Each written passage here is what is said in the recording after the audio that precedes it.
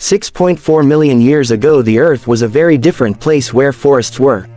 Retreating grasslands were spreading and the climate was shifting slowly, creating the conditions that would shape the evolution of humankind. And in the heart of Africa, among ancient trees and open plains, a small group of early hominins lived and struggled every day to survive. They had no fire, no tools, no weapons, no language, only instinct, cooperation, and a growing awareness of the world around them. And in this wild world, one of the most powerful and mysterious events of life was taking place. A female was preparing to give birth to a child, and this child, though small and fragile, would carry within it the future of its kind. The mother had survived months of pregnancy while traveling, gathering food, climbing trees, avoiding predators, and searching for shelter. She had no permanent home, no medical help, no protection other than the strength of her body and the support of her group, and yet she carried on, driven by something deeper than thought.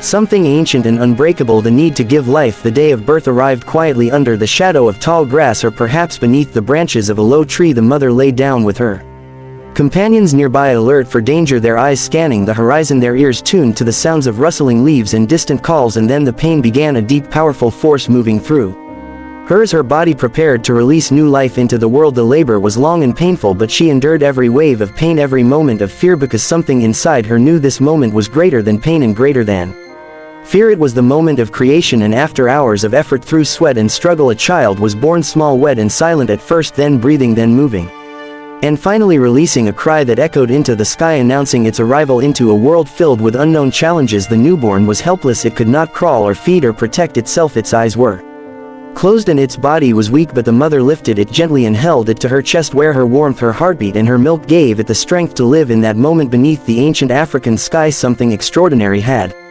happened. A new human life had begun, and while it was not yet human as we know it, it was already something more than animal, something different, something destined to become something greater. The mother stayed close, holding her baby, never letting it go. Every breath of the child was her responsibility, every heartbeat a sign of fragile survival, and the group helped in small but powerful ways, bringing food, watching for danger, offering moments of rest, and together they formed a circle of protection around the child. And as the days passed, the child began to respond to the world. It heard the sounds of birds and wind, it felt the warmth of the sun and the chill of night. It began to recognize its mother, her face, her scent, her voice, not in words but in feelings and connection. This was the beginning of learning, not through speech but through experience, through imitation, through sensation. And slowly the child began to learn by watching others, how they picked fruit, how they climbed, how they moved together, how they warned each other of predators, how they cared for one another. And though it could not yet speak, it began to understand, and in time it too would contribute to the group, its small hands learning to grab, its legs growing strong enough to walk, its mind becoming more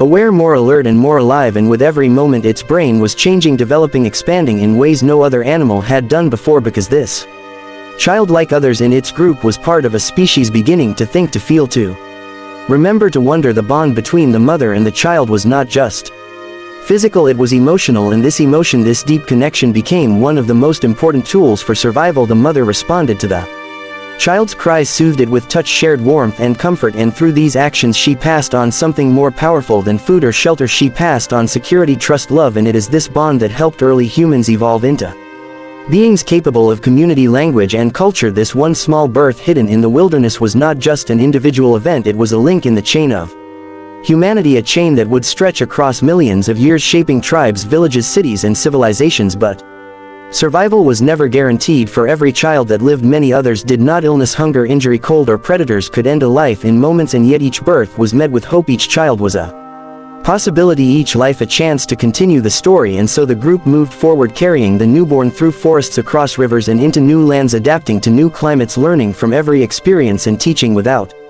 words, without books, without